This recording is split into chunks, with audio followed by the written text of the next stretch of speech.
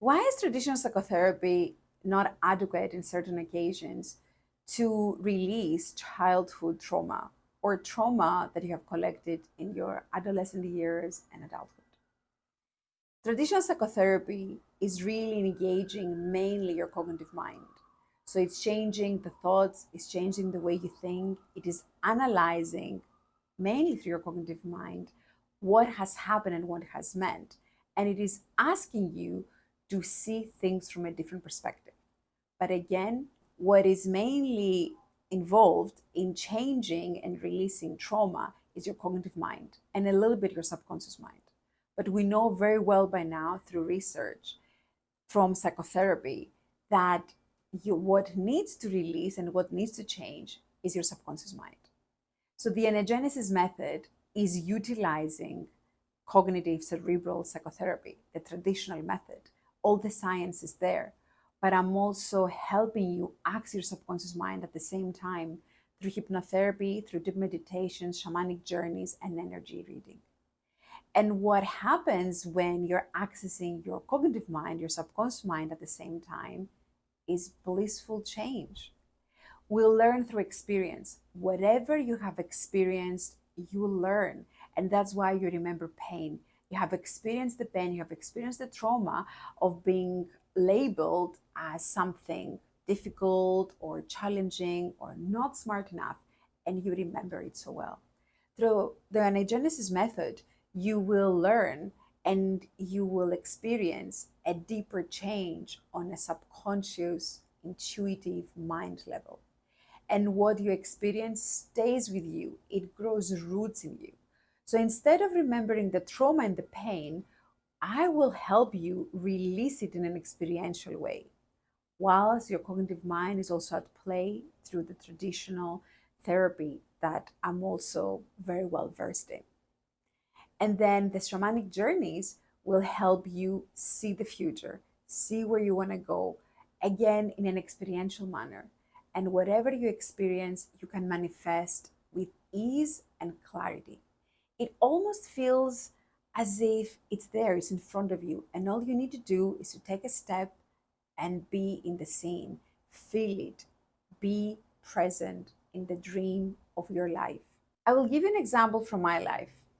Of course, I had a lot of trauma in my childhood as I was being raised by a person in my family who has serious mental health issues. And without realizing, all the pain that this person was experiencing was being transferred to me. And I did try personal psychotherapy when I was young and was a prerequisite for my master's program. We had to complete a significant amount of hours of personal psychotherapy. And it helped, it did. I was able to see the other person's perspective. I was able to see that that person was also traumatized, and what I was receiving as messages from that person were exactly what the person's trauma was. But when I opened up to hypnotherapy, when I studied hypnotherapy in 2002, I realized that the whole new world was available to me. I could alter my cognitive mind, my cognitive thoughts, and also access my subconscious mind. And this is where the trauma and the pain stays. This is where it's stored. Through the anagenesis method, I could feel the change. I could feel the place I wanted to go. How did I want to feel once I had accessed my intuitive and my subconscious mind and I was ready to release? Again, the element of experiencing the trauma and experiencing the release of the trauma is vital in this process. I can tell you feel happy, but if I don't take you to the experience of happiness through hypnotherapy or shamanic journey, you might not know what happiness feels like. I might ask you to feel gratitude, but if you don't do it in an experiential way through a shamanic journey or hypnotherapy or through energy transference, then you won't know what I'm asking you to do. When we experience, we learn. Whatever we experience deeply stays with us. And this is something that the educational system has started to understand recently. So we don't just learn theory, we don't just engage our cognitive cerebral mind. They're trying to practice it. And whatever you practice, whenever you see yourself in the scene, in your mind's eyes, that stays with you. And that change is a lot more permanent than any change on a cognitive level.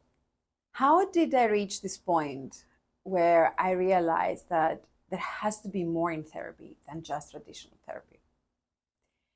I could see that people that I was treating through the traditional clinical mental health counseling were feeling better, but that change was not that long lasting. And I was wondering what I could do to enhance their experience and their treatment.